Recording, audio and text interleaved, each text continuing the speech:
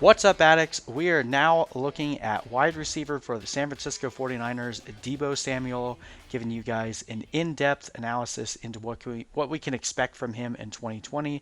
If you guys are looking for a full list of rankings, make sure you check out the fantasyaddictionnetwork.com. Have a full list of rankings up there for free, and also hit that like and subscribe button for more videos like this one. Let's get right into it, beginning with looking at his stats in 2019.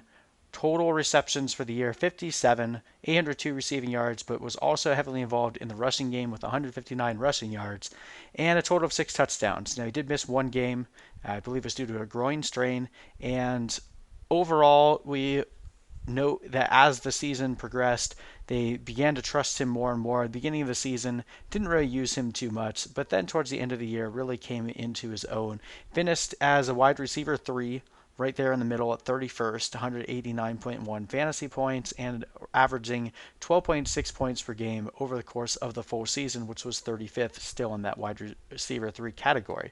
And when we look again back to what we were originally saying in terms of trusting him as the season went on, for the first 9 weeks, you can see the overall targets that he was receiving really jumped up once we get to week 9 and 10. He had one game where he had 7 targets against Cincinnati, had a really good game in week 2, and other than that, really dipped back down into the land of nothingness. And then towards the back half of the season was really heavily involved in the passing game, but also in the rushing game, receiving multiple carries a week towards the end of the season, a couple touchdowns, very high average yards per carry. Finishes the season with a blue week, meaning he finished in the top 6 of the wide receiver position, and overall was pretty consistent with the exception of week 15. Once he came on, scoring over 13 fantasy points each week, except for that last week against Atlanta where he only had 3 targets.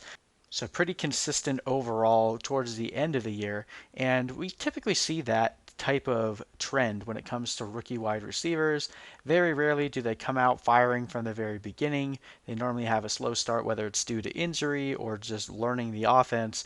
And when they break out in the first season, you typically don't see that until the back half of the year. So Deebo Samuel definitely followed a traditional breakout for a rookie wide receiver, and I feel like he's actually getting pretty undervalued in fantasy drafts right now. So again, as we said, missed week 7 due to a groin strain. From week 8 to week 17, he had over 150 fantasy points, which was actually 8th in terms of total points scored at the wide receiver position. So even though he finished as a wide receiver 3, over the back half of the season, he was a wide receiver 1.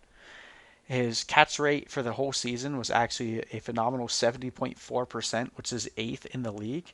As one main sticking point is the fact that he had a drop rate of 11.1%, which is 3rd highest. So that's definitely a little bit concerning. But again, from a rookie, not really expecting perfection in that category. I think he could definitely improve in that regard.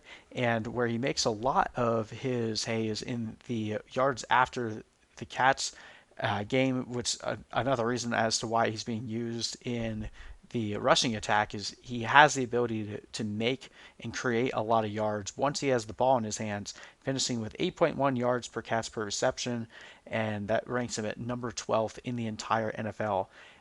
If you include his postseason, where they began, because as we go back to the game log, you know they start using him more as a runner towards the end of the season. So we included his full season stats and the postseason. His yards per carry was 13.1, and we have already seen that Kyle Shanahan has a big commitment in making sure that he's going to keep his playmakers involved in the game. They love to run the ball, but it doesn't just have to be with the running backs. So Deebo is most likely to continue that running game role as well. And there's also 98 vacated targets, which doesn't necessarily have a great correlation to fantasy production, but it's important to note that with Emmanuel Sanders gone, there's still going to be a little bit of room for Deebo Samuel's reception volume to go up. So with that, when we look at his 2020 projected stats, I feel like this is probably honestly closer to his floor than his ceiling, which is where we ended up with a lot of projections because we're not trying to project craziness, but that's why we also apply an upside ranking. So we're expecting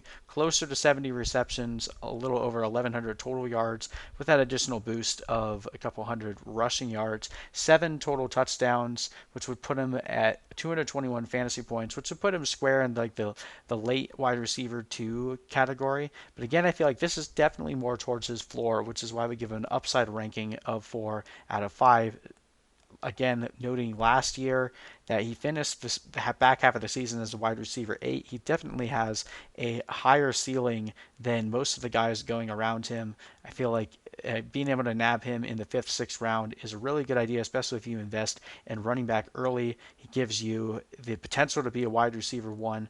Brandon Ayuk is coming on, so there's the potential problem of Deebo coming out strong and then slowly ceding more work to Brandon Ayuk as the season goes on. And if that ends up happening, or if you're nervous about that happening, you can always take Deebo early because most likely he'll come out of the gate strong, and then you can trade him later before Brandon Ayuk starts to getting more work. But I would imagine a similar progression will happen with Ayuk as we saw from Deebo Samuel in 2020, where beginning of the season he's not heavily involved in the offense. You have Jalen Hurd coming back, obviously George Kittle there, and Kendrick Bourne will get some work as well. So I don't expect there to be a massive power grab by Brandon Ayuk, at least not initially. And if it does happen, it will happen later in the season. And by that point, you can probably have flipped Deebo Samuel for something else. So I really like taking guys like Deebo around the 5th, 6th round. They give you so much upside because, again, like I feel that this is very much his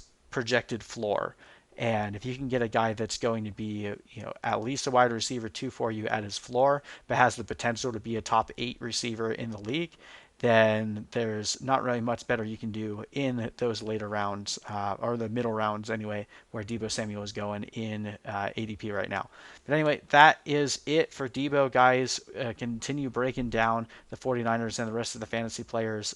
So hit that like and subscribe button for more content like this. Also, check out the FantasyAddictionNetwork.com for a full list of our rankings. We'll be updating them all the way up until the NFL kickoff. So thank you guys so much for watching, and we will see you in the next video.